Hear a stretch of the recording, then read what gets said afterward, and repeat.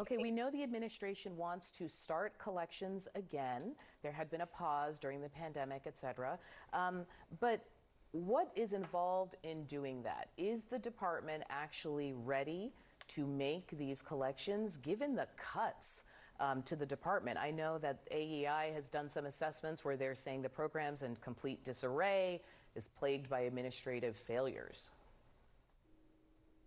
So today's action to resume collections on defaulted loans was really only a matter of when, not a matter of if. They were going to have to do this eventually because the government needs to get its money back if students are not paying their loans. But as you mentioned, this is going to be an administrative challenge to actually restart collections on the loans. Most of the actual collecting at this stage will be done by the Treasury Department, so they'll be affected less by some of the cuts. But this was always going to have to happen. If students are not paying back their loans, there do need to be consequences for that. And so Linda McMahon was going to have to turn the collection system back on eventually. And it should have been done, honestly, years ago. But now is as good time as any.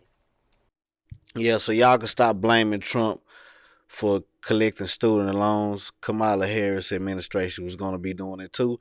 The president doesn't have as much power as a lot of y'all think that they do. Congress controls a lot of this stuff.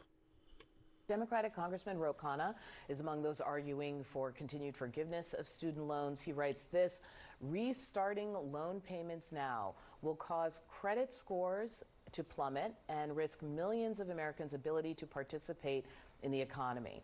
And I want to ask you about this because there's also this plan. I think that Republicans are talking about in the next budget bill, where economic hardship deferments for new borrowers after July 2025, those would end. I mean, you're talking about borrowers who could face like repayment right when the economy is hurting or if they're facing financial hardship.